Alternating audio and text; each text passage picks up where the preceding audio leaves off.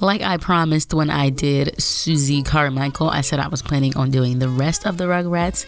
Actually, I think I said I was planning on doing Chuckie, Angelica, and Kimmy because I didn't think the other ones had enough distinguishing characteristics for me to do like fan art of them. But I think I am now planning on doing all of them. So eventually I will have all of the Rugrats done, just all of the main ones. Obviously, none of the side characters. I'm not going to do any of the parents, but I will be doing all of the children, maybe except for Dill because he's like a baby in the show and he really doesn't have any distinguishing characteristics unless I like take his all grown up character, which I'm not really interested in doing. So I think I'm just gonna do the like main babies for this one. Anyways, before I actually get into talking about the actual drawing and this one, I did get a new like camera rig thing, and this one's a lot less wobbly when I shoot from an above angle. So I just wanted to see what it would look like if I just shot the entire video from the top. So I'm not really sure if I'm gonna keep this or not.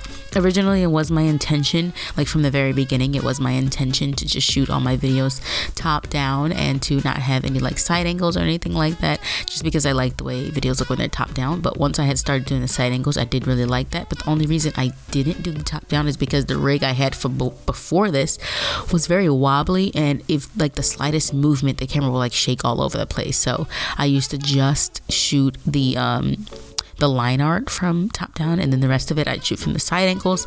So I'm not really sure I'm gonna keep this or not, because I do kind of like the side angles I've been doing. So just let me know if you like this entire video top down, or if I should go back to the way I've usually done it, which is I shoot the top down angle for the line art, and then everything else I do from the sides, like the color and the shading and all that I do from the side angle, get little close-ups and all that. So I don't know, I'm still kind of deciding if I want to do it top down or not, but I do really like this new rig I got.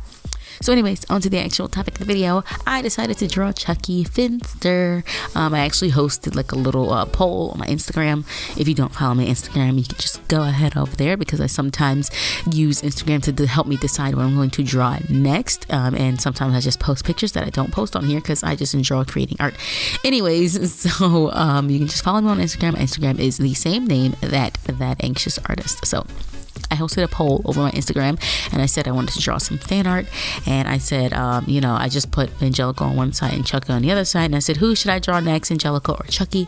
And Chuckie actually won. I was fully prepared for Angelica to win because I really thought that she was going to win. I was ready to draw her, but I'm actually glad that Chuckie won, because I don't know how long it would have taken me to draw him, just because I enjoy drawing women characters more than I enjoy drawing men, or like even just androgynous characters I enjoy drawing more than enjoying men. I don't know, men are just hard to draw. I guess they're just a little bit difficult to draw, but this one wasn't too bad. It did take me a while to like figure out what I wanted him to do. I did have this one reference at first where he was like had his hand on his lip, because it's supposed to be like the Insta-Babe series, and it was like open, like really like, oh, look at me, come hither type look. And I was like, yeah, it's not really working for Chuckie, so you know, I had to switch it up a little bit. I sketched out another one which I didn't get a picture of because I ended up erasing the whole thing because it didn't look good, but this is the final look that I went for. I wanted to keep him looking enough like Chuckie, where I wanted to keep him looking enough like his original character where you would look at him and you would immediately know who he was. But this is the Insta-Babe series, so I did need him to like look like he could be a freaking Insta-Babe. So that's why I had to like make him look a little bit more attractive than he looks, because I mean, he's a child and he's a baby in the first one, but in All Grown Up, I mean, he's still a baby in All Grown Up because they're like 10 years old, but he is a very weird looking 10-year-old. Like his head is all wide, like he just looks a little crazy and All Grown Up. So I had to age him up a little bit more than that. In the Insta-Babe series, they're anywhere from like 20 to 30, and that's like the range that I keep them in. I'm gonna say he's like 22 or something in this, so I wanted to keep him like college age maybe. And like, what would Chuckie look like if he was in college and he was an Insta-Babe? And I feel like this is what he would look like. So of course, as you guys all know, when I do my Insta-Babe series, I like to keep all the distinguishing characteristics the same. So that means I keep his haircut essentially the same. It's not exactly the same, but I try to keep his hairstyle the same, his hair color the same, and their outfit is usually what I keep the same, because that is the distinguishing characteristics that help you pick out exactly what a character is. So of course I had to give him his little planet shirt. That's why I wanted to make him a little bit further back than I sometimes draw my characters, because I needed him to have his full shirt in the frame so that you could see his planet shirt, because that is like really one of his characteristics. As far as his glasses go, I wasn't really sure if I wanted to make them purple or not, but then once I was like drawing it, I decided, I was like, no, I'm just gonna make them black, because I think making them purple, number one, is just gonna be too much work, and number two, I don't think I could pull it off well enough.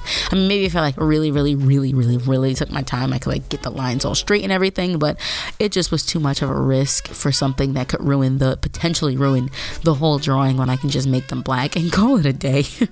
So that's why I decided to go with that. Plus, I believe if he was all grown up and in college, that I don't know if he'd rock those purple frames.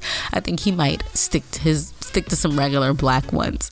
And as you guys know, when I age them up, I like to give them a little bit of personality wise, like just what type of things they would do. So I figured I'd give him some piercings. He has both of his lobes pierced. He has his cartilage pierced at the top, and he has some snake bites. And then I also gave him a nose piercing.